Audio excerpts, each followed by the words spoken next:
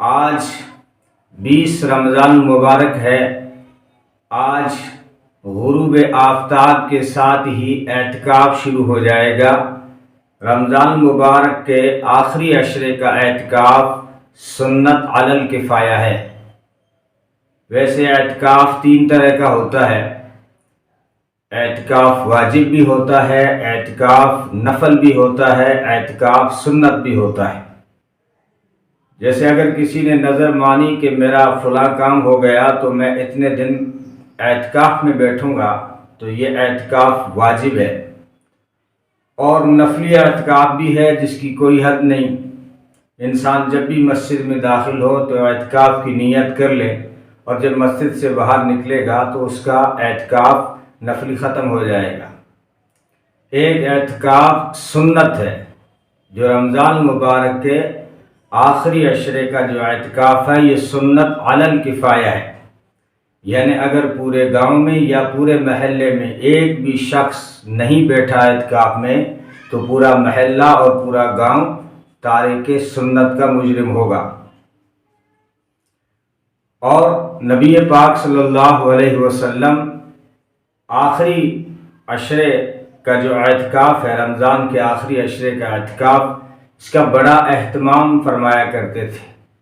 علامہ سیوطی رحمۃ اللہ علیہ نے لکھا ہے کہ نبی پاک صلی اللہ علیہ وسلم کی بہت ساری ایسی سنتیں ہیں جس کو کبھی کبھار نبی پاک صلی اللہ علیہ وسلم نے چھوڑ دیا، لیکن اعتکاف جو رمضان کا آخری عشرے کا یہ جو اعتکاف ہے، جب سے مدینہ تشریف لائے تو کبھی اس میں ناغہ نہیں فرمایا، اور کبھی کسی رمضان میں اگر اعتکاف چھوٹ گیا تو اگلے رمضان میں 20 دن کا اعتکاف فرمایا۔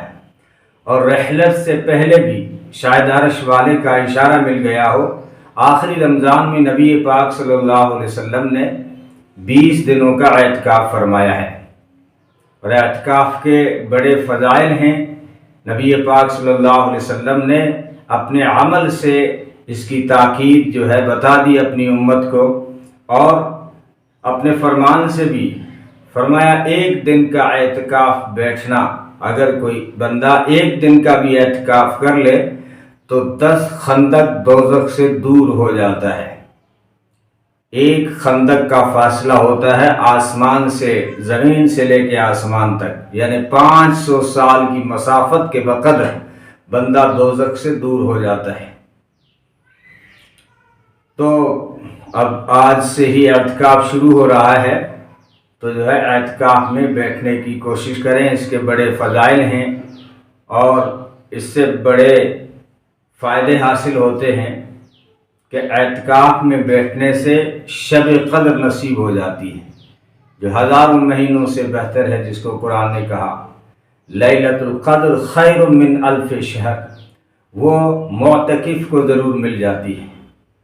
اور یہاں تک لکھا ہے محدثین نے کہ اگر اعتکاف کرنے والا اس رات سو بھی رہا ہو، اسے احساس بھی نہ ہو کہ آج شب قدر ہے، پھر بھی جو شب قدر کے فضائل ہیں وہ اعتکاف میں بیٹھنے والے کو نصیب ہو جاتے ہیں۔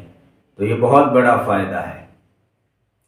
اور ایک فائدہ یہ ہے کہ انسان کا جو مقصد ہے دنیا میں آنے کا، اس کا رجحان پیدا ہوتا ہے۔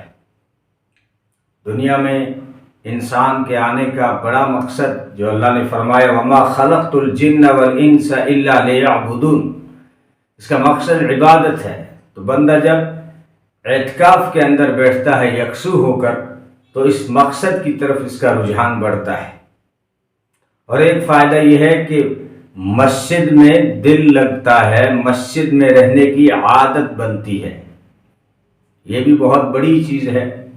اگر کسی کا مسجد میں دل اٹکنا شروع ہو جائے، بار بار جو ہے مسجد کا خیال آئے، تو حدیث میں آتا ہے کہ 7 قسم کے لوگوں کو جب قیامت کے میدان میں عرش کا سایہ نصیب ہوگا تو ایک شخص وہ بھی ہوگا جس کا دل مسجد سے اٹکا رہتا تھا۔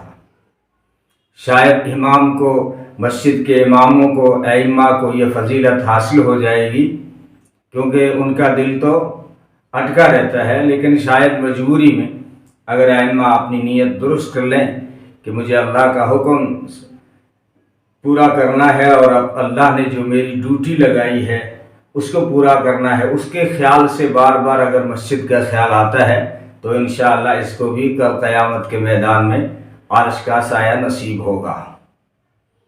تو اعتکاف کے جو ہے روحانی بھی بہت بڑے بڑے فائدے ہیں. جو ہے مخلوق دل سے نکلتی ہے، انسان یکسو ہو کے کائنات سے مخلوقات سے کٹ کر مسجد کے کونے میں جو ہے اللہ کے تصور کے ساتھ میں خالق کو اپنے دل میں بسانے کے لیے، مخلوق کو دل سے نکالنے کے لیے بیٹھتا ہے. تو یہ بہت بڑی چیز ہے جو اعتکاف سے حاصل ہوتی ہے. وہ شاعر مجذوب نے کہا تھا کہ اب تو ساری تمنائیں رخصت ہو گئی، اب تو آجا اب تو خلوت ہو گئی. ساری تمنائیں دل سے رخصت ہو گئی، اب تو آجا اب تو خلوت ہو گئی. یعنی انسان جو ہے مخلوقات سے کٹ کر اعتکاف میں بیٹھتا ہے، لیکن اس کا اصل فائدہ اسی وقت ہوگا جب اعتکاف کی جو شرائط ہیں ان شرائط کے ساتھ اعتکاف کو کیا جائے. زیادہ باتیں نہ کی جائیں، زیادہ کھایا پیا نہ جائے، زیادہ جو ہے سویا نہ جائے، بلکہ جو روحانی خوراک ہیں اس کو زیادہ سے زیادہ حاصل کی جائیں، ذکر و اذکار کیا جائے، قرآن کی تلاوت کی جائے. تو پھر انشاءاللہ 10 دن کے اندر جو ہے روحانیت چمک اٹھے گی.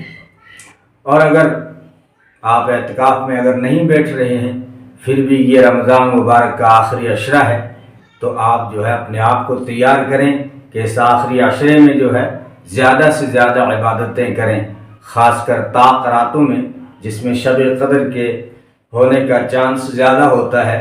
تو ان راتوں کو جاگ کر اور خود بھی اور اپنے گھر والوں کو بھی، جیسے نبی پاک صلی اللہ علیہ وسلم کی سنت ہے. یوں تو پورا رمضان اہتمام رہتا تھا، لیکن جب رمضان کا آخری عشرہ آتا تھا تو خود بھی جاگتے تھے اور گھر والوں کو بھی جگاتے تھے اور ساری رات اپنے خالق کو، اپنے مالک کو یاد کرتے تھے. تو ہم بھی کوشش کریں کہ زیادہ سے زیادہ اس میں قرآن کی تلاوت کریں، ذکر و اذکار کریں، نوافل پڑھیں. اللہ تعالی ہم سب کو عمل کی توفیق عطا فرمائے.